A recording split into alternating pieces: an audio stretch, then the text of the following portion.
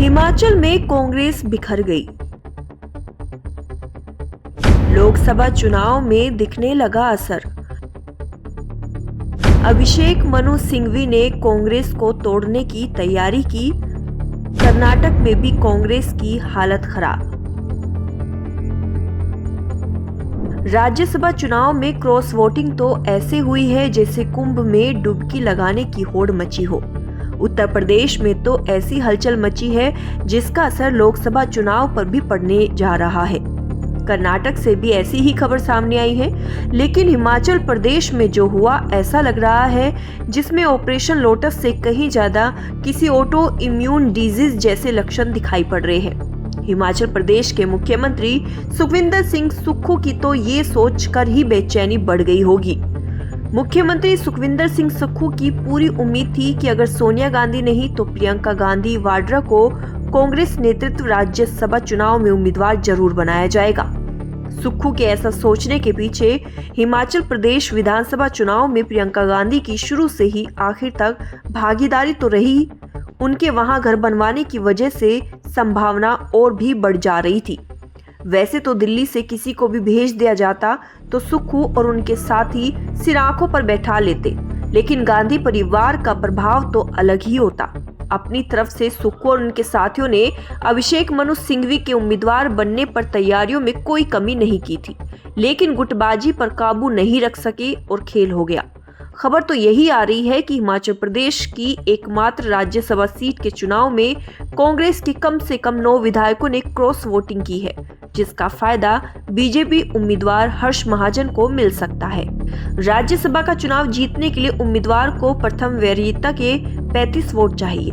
अगर 9 विधायकों ने कांग्रेस की जगह बीजेपी के पक्ष में क्रॉस वोटिंग की है, जैसा कि बताया जा रहा है, तो ऐसी स्थिति में बीजेपी का वोट 34 तक पहुंच जाएगा और कांग्रेस के नंबर 43 से घटकर प्रथम वरीयता के 34 वोटों पर आ जाएंगे।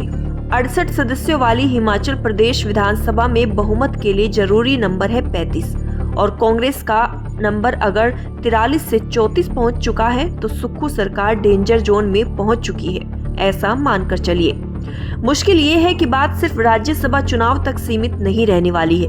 क्रॉस वोटिंग करने वाले विधायक अब तो कांग्रेस में रहने से रहे। वैसे कांग्रेस भी नहीं चाहेगी कि धोखा देने के बाद भी ऐसे विधायक बने रहे। जब तक पार्टी को लगता है कि सरकार बचाने के विकल्प बचे हुए हैं, लेकिन जो स्थिति बताई जा रही है उसमें सुक्खू सरकार ज्यादा से ज्यादा लोकसभा चुनाव 2024 के नतीजे आने तक खैर मना सकती है।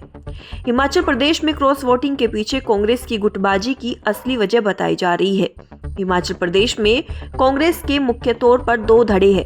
एक धड़ा वीरभद्र सिंह समर्थकों का है, जिसका नेतृत्व प्रतिभा सिंह और उनके बेटे विक्रमादित्य सिंह करते हैं, और दूसरा धड़ा ऐसे विधायकों नेताओं का है जो मौजूदा पावर सेंटर की अहमियत समझते हुए मुख्यमंत्री सुखविंदर सिंह सुक्खू के साथ है।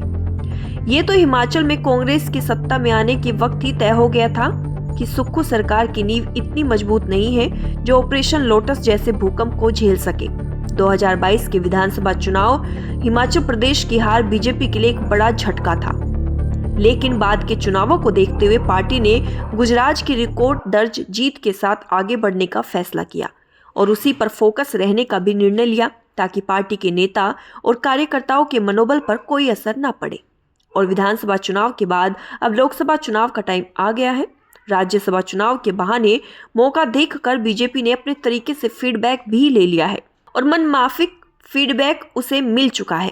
हिमाचल प्रदेश से राज्यसभा के लिए हर्ष महाजन को उम्मीदवार बनाने के फैसले भी बीजेपी के लिए बेहद कारगर साबित हो सकते हैं। हर्ष महाजन कभी कांग्रेस के प्रमुख रणनीतिकार माने जाते थे, लेकिन ये तब की बात है जब सूबे की राजनीति में वीरभद्र सिंह का दबदबा हुआ करता था। हर्ष महाजन 3 बार चंबा में विधायक और वीरभद्र सरकार में मंत्री भी रह चुके हैं। वे राज्य कोऑपरेटिव बैंक के चेयरमैन भी रह चुके हैं। हिमाचल प्रदेश कांग्रेस के कार्यकारी अध्यक्ष रह चुके हर्ष महाजन ने सितंबर 2022 में बीजेपी का दामन थाम लिया था और चुनाव से पहले ही कह रहे थे कि सुक्खू सरकार में सभी पीड़ित हैं, वे अपनी अंतरात्मा की आवाज पर वोट करेंगे। बीजेपी उम्मीदवार हर्ष महाजन का कहना था कि मैं सबको जानता हूं, मैंने सबसे वोट मांगा है। क्रॉस वोटिंग के सवाल पर हर्ष का जवाब था, अगर ऐसा हुआ है तो हमारी गलती थोड़ी है। कांग्रेस के विधायक मुख्यमंत्री की कार्यशैली से नाराज है और अब तो जैसे हिमाचल प्रदेश में बवाल ही मच गया हो। मुख्यमंत्री सुखविंदर सिंह सुक्खू तो बीजेपी पर कांग्रेस विधायकों को अगवा कर लेने तक का गंभीर आरोप लगा दिए हैं। कुल मिलाकर संकेत तो अच्छे नहीं कह सकते हैं। बड़ा सवाल ये है कि क्या सोनिया गांधी को हिमाचल प्रदेश से राज्यसभा उम्मीदवार बनाकर कांग्रेस सुक्खू सरकार पर मंडरा रहा खतरा टाल सकती थी, या सोनिया गांधी के चुनाव लड़ने की सूरत में भी आला कमान को हिमाचल प्रदेश के कांग्रेस विधायकों पर भरोसा कम ही था। राज्यसभा चुनाव मतगणना में सिंघवी और महाजन के बीच मुकाबला भले ही टाई हो गया हो, लेकिन ये कांग्रेस के लिए संतोषजनक नहीं माना जा सकता। सुक्खू सरकार का आगे का सफर तलवार की धार पर ही होगा।